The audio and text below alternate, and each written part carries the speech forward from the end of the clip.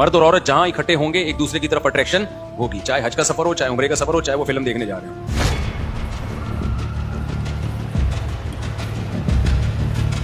मुसलमान हज पर क्यों जाता है? इस सवाल का जवाब आप किसी मुसलमान से मांगेंगे तो वो आपको बताएंगे कि हज पर सवाब यानी कि पुण्य मिलता है। लेकिन इन मौलाना साहब को सुनेंगे तो शायद मुसलमान भी नाराज हो जाए, क्योंकि इन्होंने हज जाने वाले मुसलमान मर्दों पर ऐसा बयान दे दिया है जिसे सुनकर शायद वे भी इनसे खफा हो जाए, गुस्सा हो जाए और उबल उठे। क्योंकि इनके मुताबिक हज पर जाने वाले मर्द महिलाओं को देखकर उन्हें पटाते हैं और उनके अंदर ठरक भरी होती है जो अल्लाह की देन है, और इसलिए वो अकेली महिलाओं को निशाने पर लेते हैं और मदद के बहाने उन्हें पटाने की कोशिश करते हैं। यकीन नहीं हो रहा है तो खुद अपने कानों से सुन लीजिए। उम्रे के दौरान जो है नहीं जाते हैं, 10 दिन का उम्रा है, 20 दिन का उम्रा है या 40 दिन का हज का सफर है, ये बड़ी लंबी ट्रैवलिंग होती है। इसमें बगैर महरम के जाना बिल्कुल जायज़ नहीं है और इसमें बहुत ज़्यादा फितने हैं बगैर महरम के औरत के। लोग ये समझते हैं कि हम औरत के साथ मुक़द्दस सफ़र पे जाएंगे तो फितना नहीं होगा। ये बिल्कुल बचकाना बेवकूफ़ों वाली बातें हैं। मर्द और औरत जहां इकट्ठे होंगे एक दूसरे की तरफ अट्रैक्शन होगी, चाहे हज का सफर हो, चाहे उम्रे का सफर हो, चाहे वो फिल्म देखने जा रहे हो। इसका सिनेमा घर से, फिल्म से, हज से कोई ताल्लुक नहीं है। और हज में बहुत ज़्यादा फितना होता है। अगर कोई जवान खातून हज में चली गई, उनका कोई महरम नहीं, हाजियों को बहुत टाइम मिलता है, उसको पटाने का बहुत मौका मिलता है। हाजियों को पता होता है पीछे अभी कोई मर्द नहीं है तो वो खिदमत करना शुरू कर देंगे। कोई भी कहीं भी किसी को कोई खूबसूरत औरत नजर आती है ना, सब खिदमत करते हैं। ये मैंने देखा है। सफर में, हज में, उम्रे में, कहीं भी कोई आंटी हो, जवान हो, खूबसूरत हो, हर आदमी का दिल चाहता है कि अल्लाह को खुश करने के लिए इनकी खिदमत करे। ये हर आदमी, सिवाय बहुत ही जिनके दिल में अल्लाह का खौफ होता है, वो एक आध वो रिजर्व रहते हैं, वरना 99% चाहे दाढ़ी हो, नमाजी हो, हाजी हो, मुफ्ती हो, बुजुर्ग हो, कारी हो, इंजीनियर हो, डॉक्टर हो, सबका दिल चाहता है कि यार मैं इनकी जितनी खिदमत कर सकता हूं मैं करूं। ये करते हैं लोग। ठरक मर्दों में अल्लाह ने रखी है, ये निकाली नहीं जा सकती। ये हज करने से खत्म नहीं होती है, खूब समझ लो।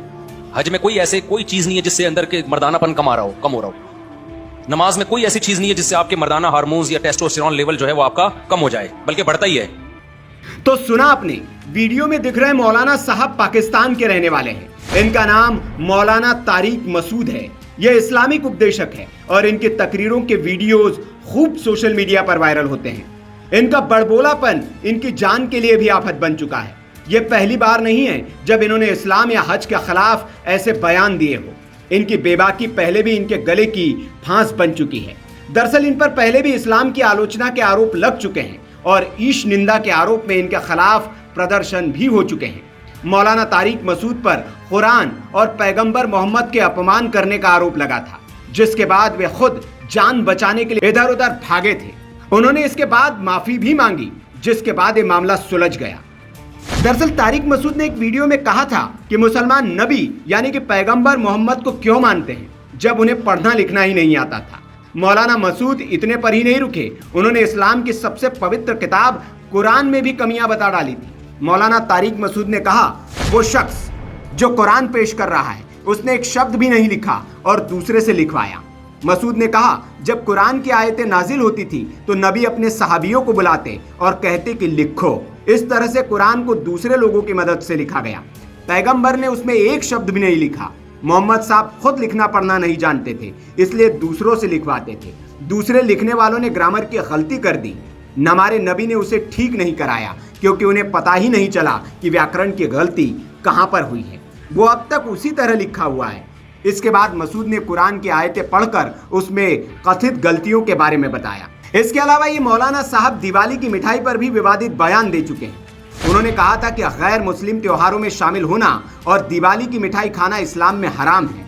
मुफ्ती तारिक मसूद ने कहा था कि मुसलमानों को 2 विशेष त्योहार मिले हैं, ईद उल फितर और ईद उल अजहा। पैगंबर मोहम्मद ने मुसलमानों को दूसरे धर्मों के त्योहारों से दूर रहने की हिदायत दी है ताकि वे अपनी धार्मिक पहचान कायम रख सके। इस बयान के बाद भारत में खूब विरोध हुआ था, लेकिन अब एक बार फिर इन मौलाना ने हज और हाजियों पर बयान देकर आफत मोल ली है, क्योंकि सवाल तो पूछा जाएगा कि क्या हज पर हाजी लड़की पटाने जाते हैं। Bureau report, VK news.